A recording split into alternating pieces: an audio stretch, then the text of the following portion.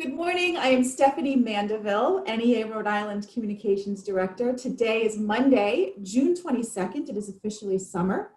And I am here joined for episode 10 with Bob Walsh and Larry Purtle for Ask Larry and Bob. Hi, Larry and Bob. Hi, Steph. Hi, Stephanie. Episode 10 and 10 weeks till the start of school. So how 10 weeks to the start of school. Yes. We're going to dive right into that in a second. Let's start off with where we usually do and an update with Amy Mullin and the town of Tiverton. What do you got, Bob? Sure. For folks who may not have tuned in for the first 9 episodes, you should know that Amy Mullen, who is the president of the Tiverton Teachers Association and our statewide treasurer, was fired by the superintendent for a highly illegal reason. The reason was she was engaging in protected union activity. She was trying to advocate for her members, and the superintendent, who was a bit of a bully, didn't like that, and he actually got the school committee to support his decision to fire her. So we are fighting that action in every venue that we can. We were back in court a few weeks ago, and there's a lot of paperwork going back and forth, and so far so good. And we're in federal court because as the one upside of the Janus decision was that union activity is political speech, and political speech in America is protected by the First Amendment. So we think we're going to do quite well on those charges before Judge McConnell in federal court. And there are also a whole range of other activities that are taking place in support of Amy. So thank you all who have worn the purple in Amy's behalf. And we will continue to do those updates because this is one of, as Larry and I have said, this is one of the most egregious things we've seen against a union member for union activities in our time, collective time at NEA Rhode Island. And the saddest part about the whole thing, just his treatment of Amy in that local, is 10 weeks ago to the opening of school. More than ever, administrators and the union have to work together to make that work. And we have just no relationship there because of this superintendent and because of his bullying. It's unacceptable, and as Bob says, we're optimistic going forward, but that's not helping the children in Tiverton and the teachers and the staff in Tiverton. So they need to get their act together, and they need to get it together quickly. Yeah, it really is just amazing. Obviously, management is on the other side of the table, so to speak. But in Rhode Island, the rule is when you sit across the table from each other in protected union activity, you sit as equals. And there's some old school sexism at play in Tiverton. And it is amazing to us that the school committee sanctions that. And the chair of that school committee, Dr. Jerome Larkin, should really think about his leadership or lack thereof in the situation, because it all comes home to roost. The school committee is ultimately responsible for the decisions of their superintendent, including their original decision to hire him. So we'll see how this all plays out. And this is on NEA Nationals radar. They are doing a feature, I think it's in the August edition of NEA Today, and Amy and her and the issue in Tiverton will be featured in that. So that'll be interesting to see. Yeah. And it's not too late for them to fix their mistake and bring back Amy and move forward as professionals, because they clearly have not been behaving that way. And in a time of crisis, it's even worse. 10 weeks into this. So we are, 10 is the theme of today, like Sesame Street's our number today. So we've been doing Ask Larry and Bob for 10 weeks. And as you mentioned, Bob, we are 10 weeks out from the start of school. There are 2 dates on the horizon, July 17th and August 31st. If you guys want to give us where we are from the state, and then maybe some thoughts from NEA Rhode Island as to what's happening next. Well, as you said, the 2 dates, the governor and the commissioner came out last week with what schools should what the opening of schools should look like depending on the situation. And there were really 3 scenarios. Complete opening, what that would look like as far as class sizes, students traveling together, students would travel together in groups and they would have to stay 14 feet apart from other groups, that type of thing. And then if you had a 50% return or even lower than that, like a 25% return, and districts now have to come up with a plan by July 17th and submit it to RIDE, how they're going to meet those obligations and those guidelines, really, guardrails. And then by July 31st, RIDE will have approved it or whatever, and it should be posted to district websites so parents have, and students, teachers, staff have a month to prepare going forward from there. The real issue is, even though 10 weeks is a short period of time and a lot of work's got to be done, a lot can change too. We really don't know what it's going to look like on August 31st. So I'm thinking that a lot of these decisions are going to have to be made in the month of August. And that's going to put a lot of stress and a lot of pressure on the systems. We also need money to make it work. The federal government has to come through with the HEROES Act. They have to come through with more money. The state budget were, what, $900 million deficit.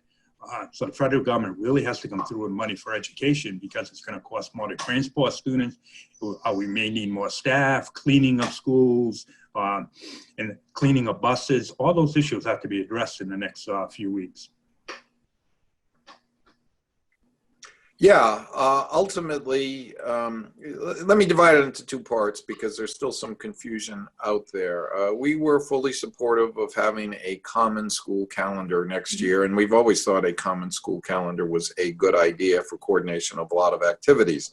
We've heard a little pushback on the school calendar recently from some communities, and remarkably, since the phrase is used against us so much about adult entitlements, we are not going to let adult entitlements of the convenience of a different schedule for folks hurt the idea of better educational outcomes by coordinating a school calendar. So we're going to push back hard on that and be very supportive of the commissioner and the Department of Ed in their goal to the first step in coordinating a lot of things statewide. And if we can't figure out a common calendar, then how can we figure out any of the rest of this? That does not mean, and this is where the confusion comes in, that we support right now any particular plan to open the schools, because we do not know. 10 weeks in, 10 weeks to go. We are literally at halftime from the start of the crisis to the start of the next school year. And as Larry said, there are three different scenarios, and really it's the middle scenario is the one with the widest spread. We know what to do, as frustrating as it may be, if we have to go back to pure distance learning, and we know what to do if we get to operate the schools exactly as we did last September. It's that middle ground that becomes complicated, and one of the big questions in that middle ground is figuring out how do we put cost factors on every aspect. I was talking to my niece yesterday, who is a teacher in Massachusetts, and they've solved one problem already. Every elementary kid in her community walks to school, so they don't have the transportation problem for the elementary. Yeah. But we don't have that luxury. We run school buses in every community we have. And if you can only have half as many kids on the bus, that means you need twice as many buses. So right off the bat, there's a cost factor, a logistics factor, and if you're going to run two routes, are you going to clean down the buses between each one of those runs, and how much time is that going to take, and how disruptive is that going to be to the school day?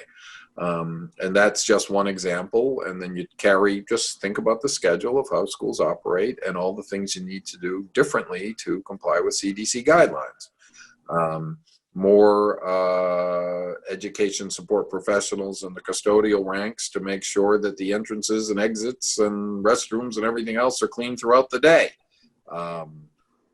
And travel through the entire day of how do you separate kids, is the physical infrastructure that we currently have adequate?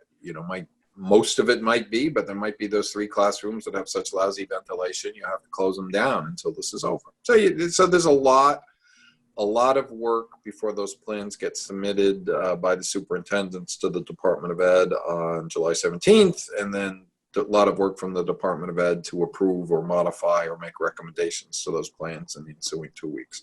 So we'll have a lot more information about what things look like And so there are a lot of ideas out there, but we're still in the same principles we always have been. Safety first, safety of our students, their parents by extension, because if the kids are going to get exposed to something and bring it home, of our teachers and education support professionals and all the folks who come in and out of the schools during your average school day, and there are a lot of them. So there's a heck of a lot of work to do and a heck of a lot of unknowns. But we learned a lot. We are a leader in the nation in the way we approach distance learning. And we have a lot of ideas and recommendations to put into the system to make next year a successful year, no matter what it looks like. And one of the keys over the next 30 weeks, as districts prepare, is they have to involve the union. They have to involve their staff. Staff at every level have to be involved, because when you're talking about cleaning the buildings, the custodians need to be involved. They're the ones who are going to do it. They're the ones who are there day to day doing it. So everyone needs to be involved. It puts a lot of work on people who have just over the last 3 months done a tremendous job. And again, going back to Tiverton, that's what makes Tiverton so upsetting and angry about that situation, because now more than ever, they should be working together instead of just the opposite. So what's your message to local presidents as we tick down to July 17th? Bang on the superintendent's door every day. And in many cases, the superintendents are reaching out, the administrators are reaching out, and they're working. You know, you can almost pick out the districts where things are going to work because of that relationship. Unfortunately, we have a few that aren't. And local presidents have to involve other officers of the union and their members as well, so the whole burden doesn't fall on them. If you're a local president for a high school, make sure the elementary is involved and so forth. They know all that and how to do that. But it's imperative that they make sure to stay in constant contact with their superintendent, and that's where it works well. My neighbor is an administrator in an AFT district, actually, and whose superintendent has a great relationship with the union, and we were talking yesterday about it, and that's what makes it work. You know, we were talking about distance learning and what happens if there's 5 students in a class that aren't there and you have to go to distance learning, all the things that have to be involved with that. And they're in communication with their union and the staff. That's how it works. Yeah, to our members, it still comes back to what we say every week, patience and flexibility, but to the superintendents and principals, a very simple message. If you are doing this without the input of the unions that represent the workforce in your schools, you're doing it wrong, because all of us are collectively smarter than some of us. And that goes back to Tiverton. They're trying to do things without union input and, you know, making mistake after mistake. But the districts that are approaching this the right way recognize that no one can think of everything, but when we put our heads together, we can solve most problems. And this is one of the most complicated problems we've had to solve in a very long time. Not that there aren't other things. Yeah, and a great example of that for me was a couple of weeks ago, I was on an AFL-CIO meeting, Zoom meeting with local unions that represent bus drivers, and not only ours, but other unions as well. And, you know, we've been talking about bus transportation since the beginning, and I thought I knew a lot of the issues and problems, and I did. But boy, they came up with a lot of things, because they're the ones that are there every day doing it. Like, how do you keep the drivers safe? How do you keep students safe coming on? How do you keep the buses clean? So the same with the custodians keeping classrooms clean, and teachers. If we're gonna move students from one spot A to spot B, or we're gonna provide art and music and for a group of 20 students at an elementary level, how are we gonna do that? The people involved are the ones that have the answers. Can you give one more message to the folks, like many of our members who are anxious, worried, they're not sure either how this is going to be done, they can't see the vision of how this is going to happen, or the folks that we know of who are our members who are immunocompromised or whatever that may be? Can you give one more message to those folks as this planning continues? Those issues are at the top of everyone's mind. Since we are most likely in some sort of middle category, possibly leaning all the way to distance learning, the the needs of, I think we were saying immunocompromised members and students have to be addressed in the school safety setting. NEA has provided and it will continue to provide a lot of guidance, including legal guidance on these issues. And the Department of Ed and the governor, who's very involved, are going to adhere to it and have to adhere to it. And the union will demand they adhere to it.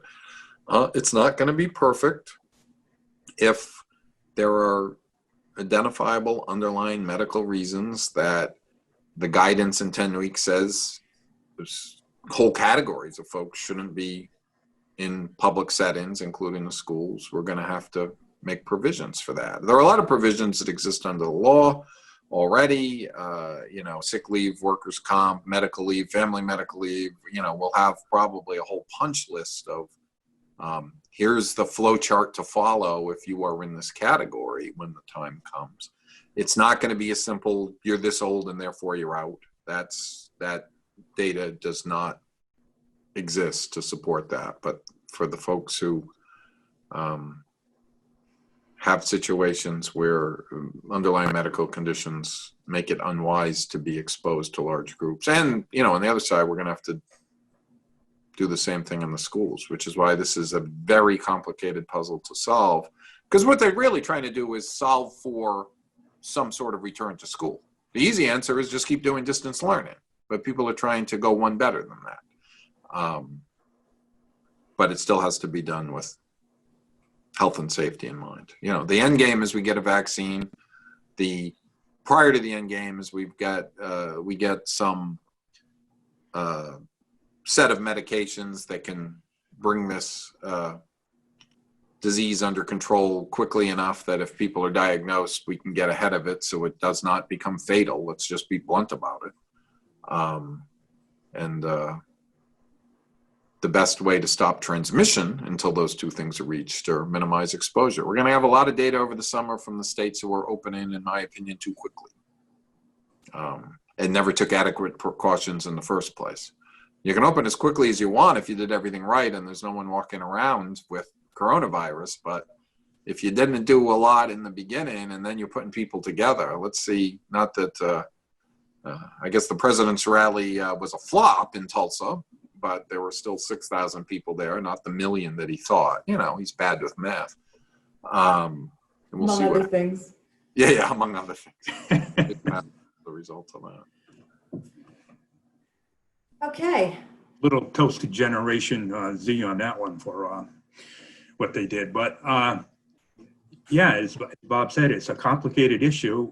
There are a lot of guidelines coming. We'll see how summer camps and other things work. See, as states try to reopen schools, a lot of them go back in early August. But if, we understand the concern and share that, and it's on the top, we talk about it every day. And we're going to make sure people are protected. Opening schools and building those relationships, having face-to-face contact, everyone knows is the best way of doing it. But we also have to worry about the health and safety. That's our number one priority. So I guess to those people who are worried, it's number one of our number one goals here is to make sure those people are taken care of, and they have to be. And that's across the board, by the way. We're a lot of laws, everybody. So I guess we got your back on this. We're going to make sure this works. Yeah, we're having the same discussions with our higher education locals at Roger Williams University, at RISD, at CCRI, at URI. Our folks at Department of Health are still killing themselves, working incredibly hard to put in the mechanisms to stay ahead of this from now, of course, we represent the folks that inspect the restaurants to make sure that they're reopening in compliance with the new guidelines. And of course, the brand new concept of contact tracing. We've got lots of people trained and active in that so that if outbreaks should occur, we can get on top of them very quickly and get the word out to the people who are so affected. So there's a lot going on as we wait for the next word from Washington to see if there's money to pay for all of this, which would be another activity that we're engaged in this summer, waiting. probably a good switch of topics quickly. The budget that passed in the legislature was the budget for the year that ends next week. It was a supplemental budget that dealt with the fiscal year that ends June 30th. The next year's budget will start under the old one until we pass next year's budget. They are holding off until we figure out what relief we're getting from the federal government. And we're very, very lucky, we always say on these shows, we're very lucky to have Senators Reid in White House and Representatives Langevin and Cicilline down there fighting very hard for us, which is why the three of them that are on the ballot this year, we've endorsed. But until we have that number, it would be crazy to put together a state budget. And as always, we'll be fighting to make sure that education at all levels is adequately funded in the state budget. So. A lot of moving parts, again, as usual, and a lot to keep our eye on as the weeks progress. So we'll be back here next week to see where we are then. So thank you very much, Larry and Bob. Thanks, Thank you, Stephanie. And we look forward to navigating the next 10 weeks and a successful opening of our schools, no matter what form that may take. And keep your questions coming. The summer does not stop the questions from coming in, but we know the headline topics, and you know, we hope in a couple of weeks to have another guest so that we can talk about equity in education and everything else that's going on in the country related to that, because we're not going to lose sight of those issues either. And as the summer goes on, we'll have somebody in from NEA nationally, either one of the officers or a member of the executive committee, to talk about what's going on nationally, because I think it's always good to keep that perspective too. Not that what Delaware is doing could change what Rhode Island's doing, but understanding what other people are going through and getting ideas and sharing what's going on is helpful. So I was teasing that announcement when you recruit for us one of the NEA national leaders to come on the show, Larry.